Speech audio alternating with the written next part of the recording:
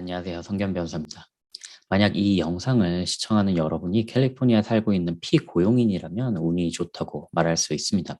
캘리포니아는 미국 50개 주 중에서 가장 피고용인에게 유리한 노동법 내지 근로기준법을 제정하고 있는 주 중에 한 곳이기 때문인데요. 반대로 이야기하면 고용주 입장에서는 캘리포니아는 사업을 하기에 그다지 좋은 환경은 아닙니다. 기본적으로 세금이 높은 편인데다 친노동자 성향의 근로기준법은 유연한 고용 정책을 유지하기 어렵게 만드는 요소이기도 하죠.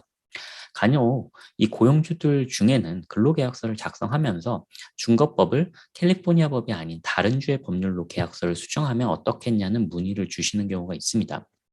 최근에 이 캘리포니아 노동법 개정 내용에 따르면 고용인은 캘리포니아에 사는 피고용인으로 하여금 다른 주의 노동법의 적용을 받을 것을 강요할 수 없다라고 명시적으로 규정하고 있습니다. 따라서 실질적으로 이 캘리포니아 내에서 근로의 제공이 더 중요한 것이지 형식상 그 근로계약서 상에 다른 주의 노동법이 적용이 된다라는 것이 실질적인 부분보다 앞서서 적용될 것을 요구할 수는 없다라는 것이죠. 이번 영상에서는 캘리포니아에서 사업을 하고 있거나 사업을 하려는 모든 고용주분들이 알아두면 좋을 캘리포니아 근로기준법의 개관을 한번 살펴볼 예정인데요. 비단 고용주들뿐만 아니라 피고용인의 입장에서도 이 영상을 보시는 분들에게는 본인에게 주어진 법률상 권리가 무엇인지 정확하게 이해하셔서 직장에서 부당한 대우를 받지 않도록 하는 유용한 정보가 되었으면 합니다. 캘리포니아 법은 정규 근무 시간인 8시간 교대 근무를 하는 직원들은 근무가 예정되어 있거나 근무가 가능한 모든 날에 대해서 최소 4시간의 급여를 보장을 받을 수가 있습니다. 직원이 교대 근무 여부를 확인하기 위해서 전화를 걸거나 문자 메시지를 보내거나 이메일을 확인하거나 웹사이트에 로그인해야 하는 경우에는 해당 직원은 최소 반나절의 시간은 보장을 받는 것이죠. 근무일이 불규칙한 파트타임 직원의 경우에는 만약 교대 근무 시간이 8시간이고 근무가 예정된 날을 미리 알 수 없는 경우라면 캘리포니아 법에 따라서 최소 4시간 근무에 대한 보상이 필요하며 직원이 출근을 했지만 일찍 귀가하는 경우에도 동일한 최소 근무 시간 규칙이 적용이 됩니다. 간혹 실질은 직원임에도 불구하고 형식상 독립계약자로 잘못된 분류를 하는 경우가 있는데요. 대부분 시간 외에 근무수당이나 최저임금 적용을 피해가기 위한 목적이죠. 결국 직원이 법률상 정당하게 보장된 직원으로서의 권리를 누리지 못하도록 편법을 쓰는 것이기 때문에 엄연히 불법이고요. 직원들이 소송을 제기할 경우에는 근로자 한 명당 최대 2만 5천 불의 벌금이 내려질 수 있는 중대한 위법 사항임을 명심하셔야 합니다. 캘리포니아 노동법 적용 대상에서 면제되는 근로자, exempt employee가 아닌 모든 근로자, non-exempt employee들은 하루에 8시간 이상 근무한 시간 또는 주당 40시간을 초과해서 근무한 시간에 대해서 기본 급여의 1.5배, 만약 12시간 이상 근무한 경우에는 해당 초과 시간에 대해서 기본 급여의 2배를 받으실 수가 있습니다. 2022년 기준 캘리포니아의 최저임금은 시간당 15불이고요. 캘리포니아에 있는 모든 근로자들은 그들이 근로를 제공한 총 시간에 최저임금 15불을 곱한 금액 이상을 보수로 받을 권리가 있습니다. 참고로 이 금액은 주 차원에서의 최저임금이고 각 도시나 카운티별로 다른 최저임금을 설정할 수 있기 때문에 15불만 맞춰주면 아무 문제가 없을 것이라고 생각하시면 안 된다는 점이 명심하셔야 됩니다. 일례로 2022년 7월 1일부터 샌프란시스코의 최저임금은 16.99불이 되고요. 로스앤젤레스의 경우에는 16.04불로 인상이 됩니다. 또한 도시나 카운티마다 회사의 직원 수에 따라서 최저임금이 다른 곳도 있기 때문에 본인의 사업장의 직원 수도 고려하셔서 최저임금을 정하셔야 합니다.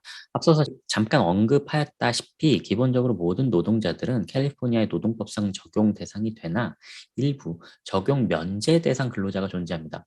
이 비면제 non-exempt 근로자를 exempt employee, 면제 대상 근로자로 잘못 분류한 경우에는 역시 이제 해당 직원에게 미지급된 모든 임금과 별도의 벌금이 부과될 수 있기 때문에 위 면제 대상에 해당하는지 여부를 면밀히 검토하셔야 합니다. 특히 주의할 점은 연방법상의 면제 대상 요건과 캘리포니아 법상 요건이 다르기 때문에 단순히 연방법 기준으로 판단하면 안 된다는 점입니다. 고용주가 유급 휴가 수당 제도를 운영할 경우 그 보장된 휴가 일수는 만료될 수 없고요. 직원이 퇴사하거나 해고될 경우에는 상응하는 현금으로 보상받으실 수가 있습니다. 고용주가 한 달 내에 50명 이상의 근로자를 해고하거나 사무실을 폐쇄하거나 이전할 경우 최소 60일 전에 사전 통지를 하도록 규정을 하고 있습니다.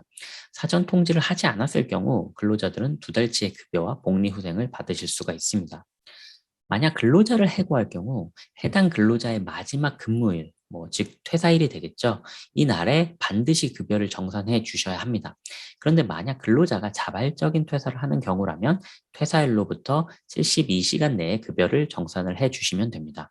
기본적으로 정해진 정규 근무 시간 외에는 근로 제공을 강요하는 것은 모두 불법이고요. 또한 근로자가 근로를 제공한 모든 시간에 대해서 금전적인 보상이 이루어져야 하는데, 심지어 고용주가 사전에 허락하지 않은 시간 외 근무의 경우에도 마찬가지이고요.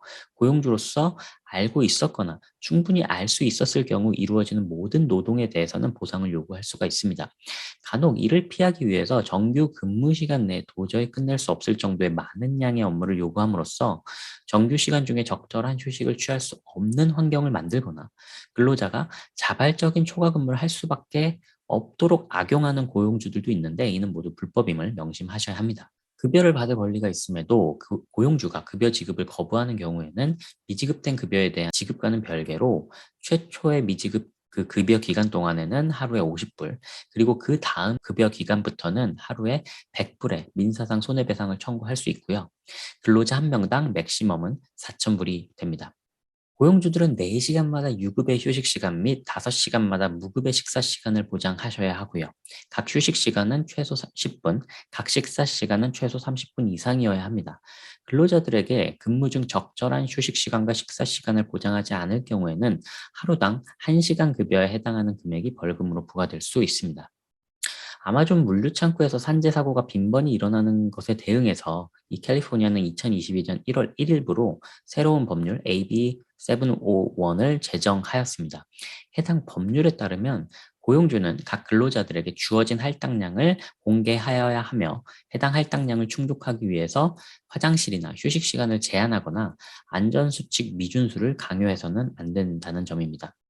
직원들로 하여금 임금과 관련된 정보를 서로 공유하는 것을 금지시키거나 이를 이유로 직원에게 보복성 인사 조치를 하는 것은 모두 불법입니다.